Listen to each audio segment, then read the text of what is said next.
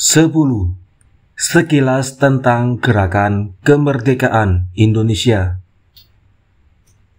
A. Kegagalan Partai Borjuis. Sesungguhnya bukan kualitas pimpinan itu sendiri yang menyebabkan partai-partai borjuis Indonesia beriring-iringan patah di tengah. Para penganjur seperti Dr. A. Rifai dan Dr. Cipto niscaya akan memegang peranan yang jauh berlainan sekali di dalam gerakan kemerdekaan Indonesia jika di sini ada kapital besar milik Bumiputra. Lambat laun dengan sendirinya mereka akan sampai pada program nasional borjuis yang dengan perantaraan satu organisasi dan taktik yang cocok, sebagian atau seluruhnya dapat diwujudkan. Karena kapital besar Bumiputra tidak ada, program nasional dan organisasi mereka sebagai partai borjuis tak tahan hidup. Mereka dibesarkan oleh pendidikan borjuis secara barat, sehingga tidak tercerabut massa Indonesia dan tidak berperasaan akan mencari logika untuk mendapatkan program nasional yang proletaris. Partai borjuis yang didirikan dengan perlahan-lahan lenyap sama sekali, hidup enggan, mati tak mau, atau tinggal namanya saja yang hidup. 1. Budi Utomo. Budi Utomo didirikan pada tahun 1908, adalah sebuah partai yang semalas-malasnya di antara segenap partai-partai borjuis di Indonesia. Seperti seekor binatang pemalas, ia merasa sombong karena umurnya panjang, karena ia tak mendapat cara-cara aksi borjuis yang radikal dan tidak berani mendekati dan menggerakkan rakyat. Maka dari dulu sampai sekarang, kaum Budi Utomo menghabiskan waktu dengan memanggil-manggil arwah yang telah lama meninggal dunia. Borobudur yang kolot, wayang dan gamelan yang merana, semua hasil kebudayaan perbudakan ditambah dan digembar-gemborkan oleh mereka siang malam. Di dalam lingkungan sendiri, kerap kali dukun-dukun politik itu menyuruh Hayam Wuruk, raja Hindu atau setengah Hindu itu, dengan laskarnya yang kuat berbaris di muka mereka. Di luar hal-hal gaib itu, paling banter hanya dibicarakan soal-soal yang tak berbahaya. Di dalam kongres Budi Utomo berkali-kali sampai menjemukan kebudayaan dan seni Jawa dibicarakan. Soal yang penting yaitu mengenai kehidupan rakyat di Jawa jangan dikata lagi, di seluruh Indonesia tak pernah disentuh, apalagi diperbincangkan mereka. Belum pernah barangkali diadakan suatu aksi untuk memperbaiki nasib Pak Kromo yang tidak hidup di zaman keemasan Majapahit, tetapi di dunia kapitalistis yang tak memandang bulu. Panjangnya umur Budi Utomo sebagian besar diperoleh dari mantra-mantra pemimpinnya, dari hasil main mata dengan pemerintah, dan dari hasil kelemahan teman seperjuangannya. Sebuah semangat kosong seperti Budi Utomo dapat diterima oleh pemerintah seperti Belanda. Selain itu, Budi Utomo tidak menumbuhkan cita-cita kebangsaan Indonesia. Fantasi Jawa Raya, yakni bayangan penjajahan Hindu atau setengah Hindu terhadap bangsa Indonesia sejati, langsung atau tidak menyebabkan timbulnya keinginan akan Sumatera Raya, Pasundan Raya atau Ambon Raya dan lain-lain. Budi Utomo yang mengangkat kembali senjata-senjata Hindu Jawa yang berkarat dan sudah lama dilupakan itu sungguh tidak taktis dan jauh dari pendirian nasionalis umum. Perbuatan itu menimbulkan kecurigaan golongan lain yang mencita-citakan persaudaraan dan kerjasama antara penduduk di seluruh Indonesia, bukan antara penjajah satu terhadap lainnya.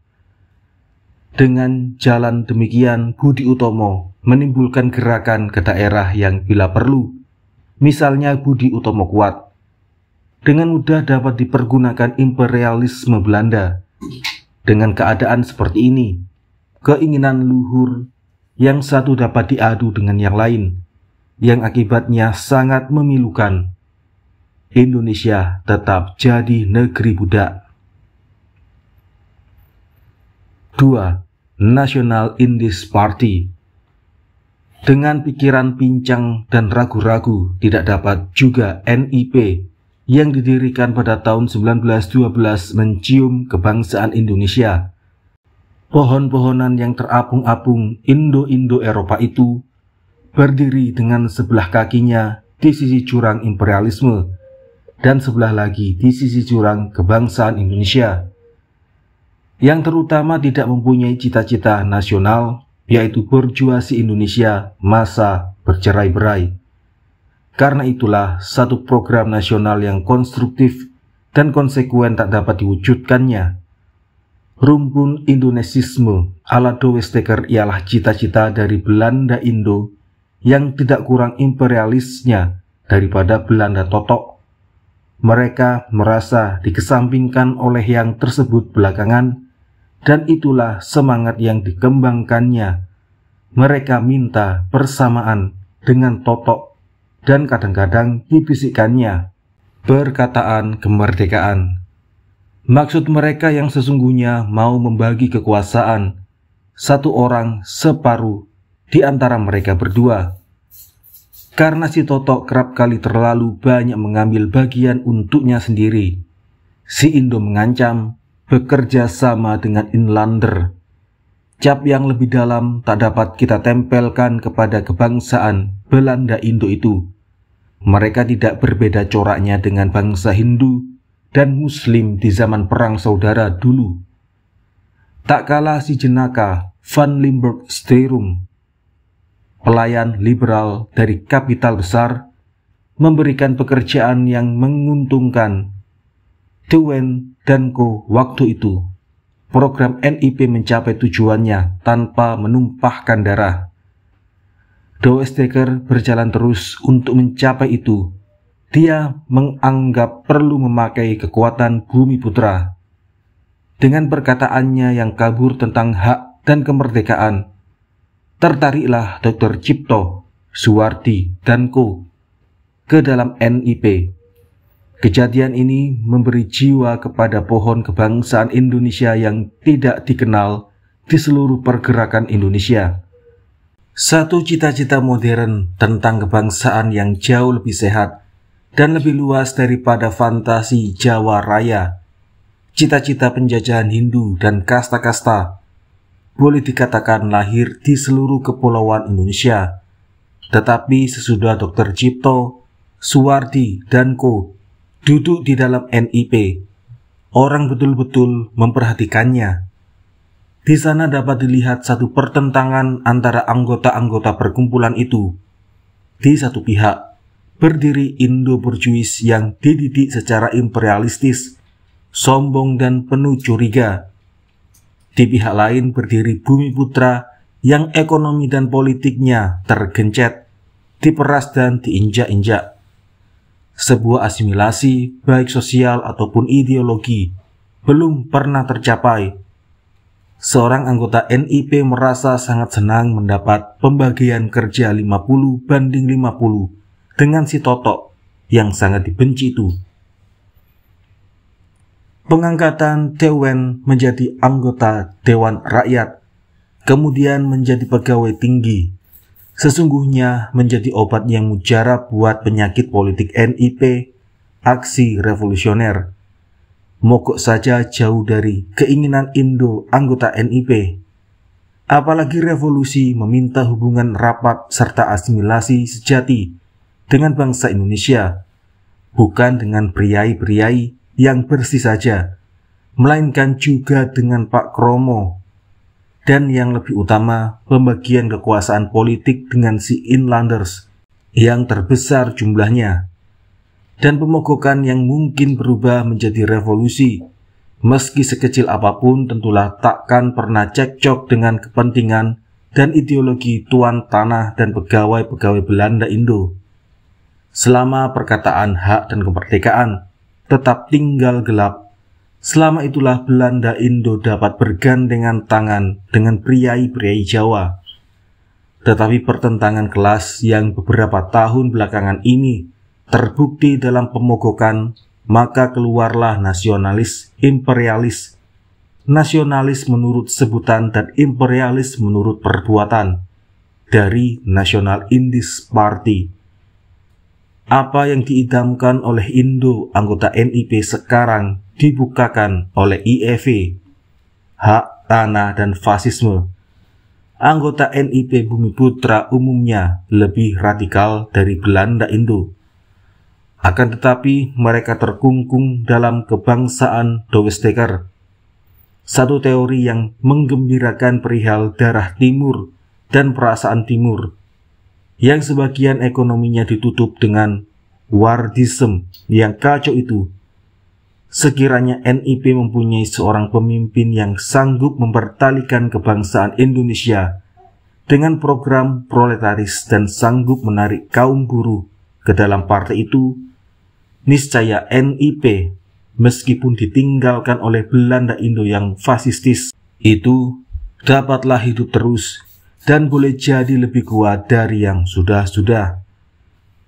Tetapi sekali lagi, sebab tak ada borjuasi Bumiputra yang modern, maka semangat yang begitu sehat dan revolusioner seperti Dr. Cipto tak mendapat tempat dalam pergerakan revolusioner yang borjuis. Sebaliknya, daripada mendekati masa berulang-ulang, mereka lebih suka merintang-rintang waktu dengan kerja yang tak layak baginya, yaitu memanggil-manggil arwah kebesaran Hindu dan Islam yang telah meninggal dunia. Satu nasionalistis maya yang sejati. 3. Sarekat Islam SI. Sarekat Islam pada tahun 1913 tampil ke muka disertai suaranya yang gemuruh. Perhimpunan ini adalah penyambung aksi massa timur setengah feodal yang sudah berabad-abad mengalami penindasan.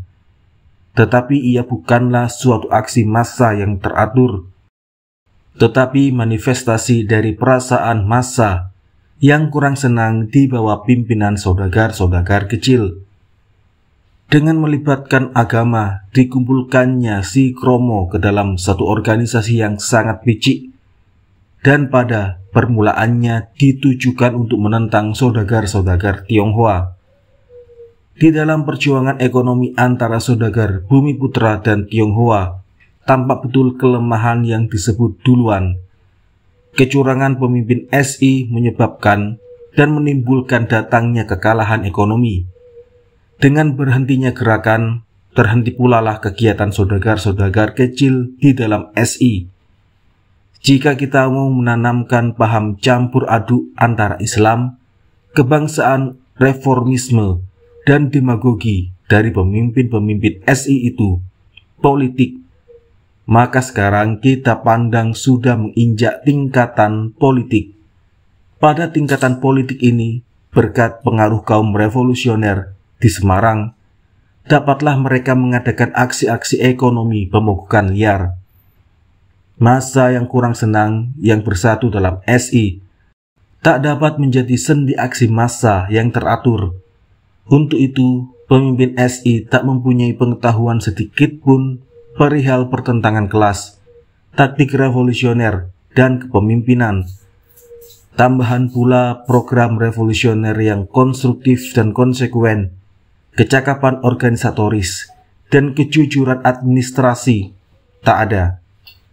Pergerakan SI yang permulaannya demikian hebat dan menarik perhatian umum, hingga kerap kali disamakan dengan gerakan Carterisme, tampaknya memang hanya karena beroleh adat menjongkok-jongkok. Disebabkan kebimbangan dan kelemahan aksi SI itu, pergilah mereka yang kecewa dan yang lebih radikal, Islamistis borjuis, mengambil jalan yang salah. Segala alat-alat feodal seperti mistik, jimat-jimat, dan mantra yang sudah lama terkubur diambil mereka dan dipergunakannya untuk menentang imperialisme. Dan tentulah mereka jadi hancur luluh. Meski AfD B dari SI berhasil kiranya merangkak-rangkak di bawah tanah lebih lama, dan pada waktu yang diperkirakan tepat, lalu menyeburkan diri ke dalam perjuangan, ia tidak akan mendapat hasil selain dari dan huru-hara agama seperti yang sudah berulang-ulang terjadi di Indonesia.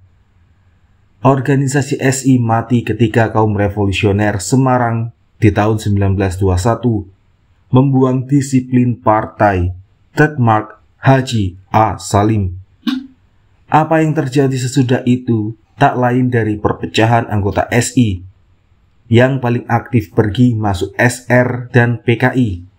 Golongan Muhammadiyah dengan segala kejujurannya menerima subsidi dari tangan pemerintah kafir untuk sekolah Islam. Kedua haji yang termasyhur itu, Agus dan Cokro, tak dapat lagi meniup gelembung sabun Islam dengan patgulipat syariat yang lama dan yang baru dipikir-pikirkannya. B. Bagaimana sekarang? Di dalam perjuangan yang luar biasa beratnya selama beberapa tahun yang lalu, berhasillah PKI dan SR menghimpun kaum buruh dan revolusioner dari BU, NIP, dan SI untuk bernaung di bawah panji-panjinya. Tak ada partai lain yang sudah memberikan korbannya seperti PKI dan SR. Beribu-ribu anggota yang sudah tertangkap, berpuluh-puluh yang sudah dibuang, dipukul atau dibunuh. Sungguh pun begitu masih mengakui benderanya di seluruh pulau, bukit, gunung, kota, dan desa Indonesia. Ia dipakai menjadi lambang kemerdekaan yang sekian lama diidam-idamkan. Dalam beberapa aksi daerah untuk tujuan yang kecil-kecil, PKI dan SR sudah menunjukkan kekuatan dan kecakapannya. Akan tetapi untuk mengadakan satu aksi nasional umum, apalagi di lapangan internasional, mereka betul-betul belum kuasa. Hal ini atas nama kemerdekaan 55 juta manusia, tak boleh didiamkan. Kalau mereka berbuat seperti itu pula, niscaya akan berarti menjatuhkan diri ke dalam kesalahan seperti yang terus-menerus dilakukan oleh partai-partai borjuis, terutama Partai Cokro dan Co. Tak kalah muncul larangan berkumpul pada penghabisan tahun yang lalu, kita tidak menunjukkan perasaan tak senang. Kini sesudah lebih 8 bulan, masih saja belum ada sesuatu yang terjadi. Manakah rakyat yang beratus ribu atau berjuta-juta di Jawa, Sumatera, Sulawesi, yang langsung berdiri di bawah pimpinan atau tunduk ke bawah pengaruh kita? Kemanakah perginya dalam waktu 8 bulan itu kaum revolusioner yang setia terhimpun di dalam VSTP, SPPL, SBG, SBB, dan lain-lain, serta berapa juta yang tidak diorganisasi tetapi yang bersimpati kepada kita? Adakah kita dengan segera mengerahkan dan menarik rakyat untuk membalas dendam atas kelahiran larangan berkumpul, masa penangkapan dan pembuangan serta kematian saudara Sugono, Misbah, dan lain-lain dengan satu aksi massa yang sepadan tetapi dijalankan dengan gembira? Tidak, kita sekali-sekali tak menangkis serangan lawan sehingga timbul sekarang pertikaian yang tak dapat dihalang-halangi dalam barisan revolusioner, dan anggota yang berdarah anarkis mengambil jalan sendiri serta menarik kawan-kawannya. Selain itu, seksi-seksi kita yang baik, yang sangat diharapkan seperti Sumatera Barat, Medan, Semarang, Surabaya, semuanya mana yang tidak menderita keputusan dan kelemahan organisasi yang tak mudah ditolong lagi. Bila kita membalas ultimatum Desember dari imperialis Belanda dengan sepak terjang komunistis yang sempurna, niscaya kekalahan kita tidak seperti sekarang. Sebusuk-busuknya pengorbanan material, penangkapan, pembuangan, pembunuhan tak akan lebih besar dari sekarang. Tetapi kemenangan politik dan moral niscaya tinggal tetap. Dan siapakah yang dapat mengatakan apa yang bakal kita peroleh dalam keadaan yang sebaik-baiknya? Bagaimana larangan berkumpul tidak kita jawab secara komunistis, dan selama 8 bulan itu kita terpaksa kerja di bawah tanah. Pada waktu itu kita kehilangan kawan yang sebaik-baiknya dengan percuma. Selain itu, saat-saat yang sangat bahagia, terutama psikologi yang susah kembali dan masih banyak. Di sini bukan tempatnya memperbincangkan hal itu lebih lanjut, pun bukan tempat untuk memeriksa kepada siapa patutnya dipikulkan kesalahan itu, pada seksi-seksi, pada pimpinan, atau pada lain hal. Biarlah kita serahkan hal ini kepada riwayat dan kepada organisasi yang kelak menyelidiki mengapa kesempatan yang sebaik-baiknya itu kita biarkan saja lenyap. Di sini pun bukan tempatnya untuk mengumumkan kekuatan laskar kita saat ini, serta pengaruh kita terhadap massa dalam keadaan yang sulit ini.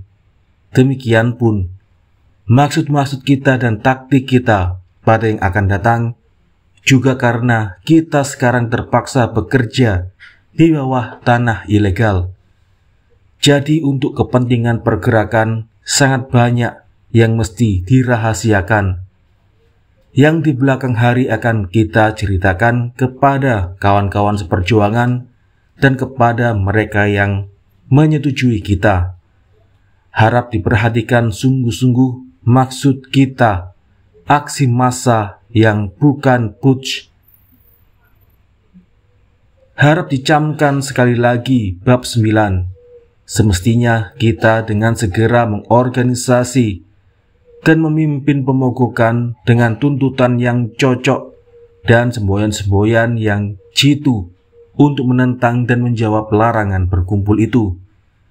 Sekiranya dari aksi seperti itu pecah revolusi, kita mesti terima berpikir dan berbuat lain dari yang seperti itu. Tidaklah komunistis. Pekerjaan ilegal penuh dengan bahaya. Sambil lalu hal itu patut dan mesti juga kita uraikan di sini.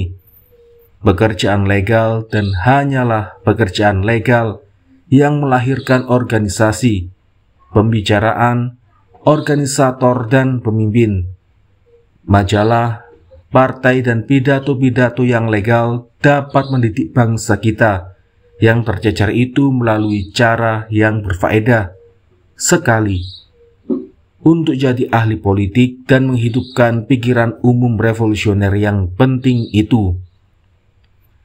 Sebaliknya, di dalam satu negeri yang sedang dalam transformasi seperti Indonesia, pekerjaan ilegal mudah sekali terperosok ke dalam anarkisme, huru-hara atau kepercayaan akan jimat yang sangat merugikan itu. Segala macam yang bersangkutan dengan organisasi dan ideologi yang sudah lama kita peroleh akan lenyap kembali disebabkan ilegalitas yang tidak pada waktunya. Provokasi lawan mudah menjatuhkan pemimpin-pemimpin kita yang kurang berpengalaman dan juga menghancurkan organisasi sama sekali. Organisasi legal harus bersedia untuk menciptakan suatu organisasi ilegal pada waktu revolusi. Hubungan rahasia, rapat rahasia, percetakan rahasia, dan markas mencetak rahasia. Apabila larangan berkumpul dan berorganisasi sekonyong-konyong dikeluarkan, organisasi itu harus bekerja terus dengan teratur. Organisasi ilegal mesti selamanya berhubungan dengan massa dan tak boleh sekali-kali memisahkan diri darinya. Ia mesti senantiasa mengetahui perasaan dan keinginan massa. Karena itu, ia mesti mempunyai badan-badan yang cukup dan orang-orang yang bekerja pada badan partai bona fide, yaitu perkumpulan-perkumpulan yang masih diizinkan oleh pemerintah. Kalau tidak berhubungan dengan masa dan keadaan yang sesungguhnya, sama halnya dengan sebuah kapal selam yang tidak mempunyai kaleidoskop. Dengan bekerja legal atau ilegal, kita tak boleh sekali-kali melupakan senjata revolusioner kita, yakni aksi massa yang teratur. Larangan berkumpul dan bersidang harus kita patahkan dengan aksi massa kita yang teratur, supaya atas pemandangan yang dalam dan tenaga yang besar dapat diteruskan barisan kita menuju kemerdekaan yang sepenuhnya. Apakah kita memang bekerja di bawah tanah? Pertanyaan itu berulang-ulang timbul kepada kita. Ini berhubungan dengan soal pernahkah kita mempunyai tenaga yang cukup di dalam partai, yang tidak menghiraukan segala rintangan, serta menjalankan aksi massa yang teratur. Seterusnya, apakah pendidikan Marxistis benar dan cukup lama dijalankan, sehingga kaum buruh kita sudah mempunyai kemantapan Marxistis, kelenturan Leninistis? Bila hal ini tidak dan belum terjadi, niscaya satu legalitas yang dipaksa akan menimbulkan kekacauan dalam seluruh gerakan revolusioner di Indonesia. Kaum yang bukan buruh dan pemegang komoditi dan penuntun partai kepada putsch atau anarkisme, sehingga akhirnya hancur sama sekali. Bahaya ini akan semakin besar karena pemimpin revolusioner yang ulung dan berpengaruh atas massa sebentar-sebentar dibuang dari Indonesia, sedangkan reaksi tambah lama tambah sengit. Karena itu kita berhadapan dengan satu krisis revolusioner yang tak mudah dipahami oleh orang luar. Kini kebutuhan bukan pada keberanian semata-mata, melainkan terlebih lagi pengetahuan revolusioner dan kecakapan mengambil sikap revolusioner. Imperialisme Belanda berniat betul-betul menghancurkan organisasi revolusioner. Delenda et Karthago. Karthago mesti dihancurkan. Dan jawablah sekarang atau nanti, selama-lamanya. Segala daya upaya musuh untuk menghancurkan kita dengan jalan aksi massa yang teratur, pastilah kita menuju kepada kemenangan. C. The Indonesian Study Club. Sampai saat ini saya belum beruntung untuk mengetahui apakah yang sebenarnya yang diinginkan oleh Indonesian Study Club dan alat apakah yang dipakainya untuk melaksanakan maksudnya. Keterangan majalah bulanan dari Study Club tidak berarti apapun bagi saya. Keterangan itu terlalu gelap, terlalu elastis dan sangat kurang. Karena itu ia tak boleh dianggap sebagai satu dasar nasional buat perjuangan yang praktis. Suluh Indonesia mengumumkan sekian banyak pandangan yang bermacam-macam. Akan tetapi dengan perantaraan ini, kita tak juga dapat mengambil kesimpulan apakah hal itu dilakukan dengan sengaja atau hanya sulap-sulapan. Karena kadang-kadang Study Club dapat bercerita menurut kebiasaan intelektual Indonesia bahwa di dalam kegelapan tersembunyi penerangan. Dari pidato Mr. Singgi seperti yang diumumkan di dalam Suluh Indonesia dan majalah-majalah lain dapat kita raba-raba sedikit, tak lebih dari itu, bahwa Mr. Singgi dan konco-konconya mempunyai maksud yang menyerupai non-koperasi. Jadi belum pasti. Kesan saya secara umum, Mr. Singgi seakan-akan lebih bersikap sebagai seorang advokat yang menarik diri terhadap anggota-anggota pemerintah yang mengintip-intip daripada sebagai seorang duta dari sebuah cita-cita baru yang menyala-nyala untuk berjuta budak belian. sebuah politik yang dapat dipahami, tetapi menurut pemandangan saya, mendatangkan kerugian yang tidak kecil.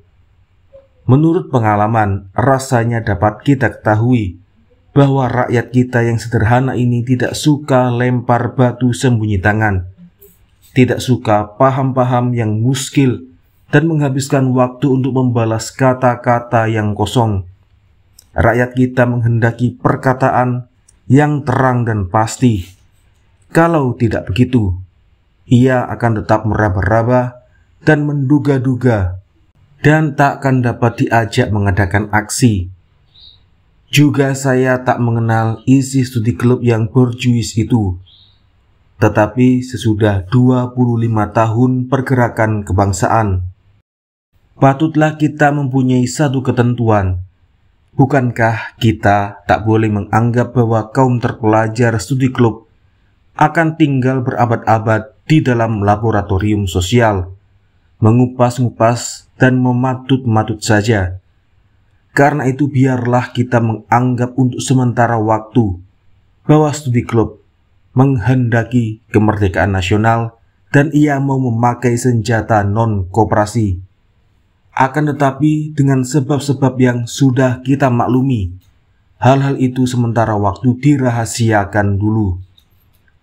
Jika sungguh seperti itu, kita akan gembira dan sejauh dan sepantas mungkin akan kita sokong dengan sepenuh tenaga, sebab non-koperasi termasuk sebagian dari aksi kita yang termasuk ke dalam program aksi, dan kita anggap sebagai penambah pemogokan dan demonstrasi.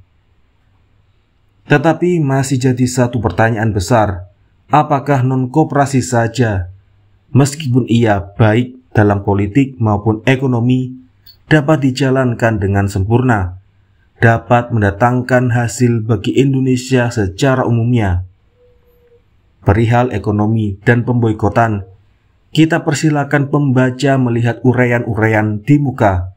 Bagian ekonomi dan pemboikotan itu di Indonesia, terutama di Jawa, sangat meminta perhatian, dan bila kita tidak keliru, belum pernah sekali juga dibicarakan dalam studi klub sesungguhnya. Inilah tanda kelemahan non-koperasi studi klub. Pemboikotan tanpa disertai bagian ekonomi merupakan pekerjaan yang terlampau khayal dan jauh dari memadai. Meskipun demikian, biarlah kita mengalah bahwa non-koperasi politik saja yang dapat membawa kemenangan politik. Biarlah tetap tinggal sebagai perumpamaan. Dengan boikot ekonomi, kita dapat mencapai ini tujuan politik. Kini tinggal soal yang terpenting, bagian manakah dari penduduk Indonesia yang mesti digerakkan oleh studi klub yang akan memutuskan hubungan kerjasama dengan imperialisme Belanda. Disinilah sendinya. Kita tidak berhadapan dengan satu negeri yang pemerintahannya sama sekali ataupun sebagian kecil dikemudikan oleh wakil-wakil rakyat seperti di Filipina, Mesir, dan sekarang di India. Jadi kita tidak mempunyai satu pemerintahan yang bergerak, boleh diturunkan dan dinaikkan dengan jalan pemilihan, tetapi sebuah kolonial birokrasi yang berkarat mati. Untuk menimbulkan keributan yang berarti dalam politik, kita harus lawan dan robohkan birokrasi itu mulai dari sendi-sendinya. Jadi mestilah kita mendekati pegawai-pegawai seperti bupati, wedana, demang, jaksa, dan guru-guru sekolah, supaya masing-masing meletakkan jabatannya. Kita secara a priori percaya bahwa hal itu tidak mungkin sama sekali. Dan sementara waktu janganlah diberi bukti a posteriori. Sungguh terang sekali bahwa bupati itu konservatif dan pasti merangkak-rangkak di bawah kursi, menjilat pantat Belanda serta takutnya kepada bangsa Eropa lebih dari yang semestinya. Mereka ditempel oleh saudara-saudaranya dan biasanya banyak utang. Karena itu mereka akan bergantung seteguh-teguhnya kepada gaji mereka. Mereka terlampau suka memerintah dan merasa terlalu tinggi, tak layak menyertai pergerakan dan bersekongkol dengan rakyat yang mau mengadakan huru-hara. Wadana dan jaksa pun tak kurang dari itu, bahkan terlebih lagi, sangat haus pangkat yang tinggi. Sebab itu mereka lebih perangkak dan penjilat daripada pegawai Indonesia yang lebih tinggi. Kita percaya bahwa Mr. Singgi dan teman-temannya akan mengerjakan pekerjaan yang tak terhingga beratnya untuk mematahkan birokrasi Belanda yang kokoh itu. Seterusnya memperoleh kemerdekaan nasional atau konsesi politik yang besar-besar. Tinggal lagi bagi studi klub non-koperasi terhadap rapat kota. Kita rasa perbuatan itu tak cukup keliru sama sekali. Kita rasa lebih berguna bila Dr. Sutomo dan teman-temannya tetap duduk di dalam rapat kota Surabaya, yaitu badan imperialis satu-satunya yang boleh dimasuki bangsa Indonesia dengan pemilihan langsung, meskipun sangat terbatas, dan dapat mengemukakan sesuatu dengan leluasa. Di sana Dr. Sutomo dan teman-temannya dengan pengetahuannya yang luas tentang segala tipu muslihat pihak sana, dengan mengadakan perlawanan yang tidak putus-putus dan kritik terhadap si pemegang kekuasaan, akan berhasil menyusahkan kedudukan rapat kota. Setelah memperhatikan semua yang tersebut di atas, sesungguhnya kita sangat menyesali politik dan aksi studi klub yang dilakukannya sampai sekarang ini. Jika studi klub tidak mengambil semua atau sebagian dari program buruh kita mengatakan ini bukan karena mau merendahkan atau menyakitkan hati kaum terpelajar studi klub. Niscaya ia akan menerima nasib sebagai BU dan NIP. Sebab hubungan sosial antara imperialisme barat dengan bangsa Indonesia, yakni borjuasi bumi putra yang kuat, tidak ada. Maka menciptakan satu modus vivendi politik adalah sebuah pekerjaan yang belum dimulai. Studi klub besok atau lusa niscaya akan berhadapan dengan dilema sebagaimana yang sudah dialami oleh partai-partai borjuis, yaitu 1. Kerjasama dengan pemerintah Belanda, dan dengan demikian berarti mengikuti politik imperialisme Belanda, atau 2. Kerjasama dengan rakyat yang sebenarnya, merebut kemerdekaan yang seluas-luasnya, dan dengan demikian ia akan menjadi partai massa buruh serta berpikir secara buruh. Politik sama tengah, liberal, bagi studi klub berarti politik mati. 3. Politik perlawanan seperti nomor 2, itu yang kita anjurkan kepada Dr. Sutomo, Mr. Singgi dan teman-temannya bila mereka kelak diangkat atau dipilih oleh pemerintah menjadi anggota Dewan Rakyat. 4. Jadi, kaum terpelajar studi klub mestilah membuang cara berpikir berjuang, bercita-cita untuk revolusi borjuis atau pemerintahan borjuis, tapi menjadi buruh, yaitu memakai cara pikiran buruh, dialektis, materialistis, dan berjuang untuk kepentingan kaum buruh.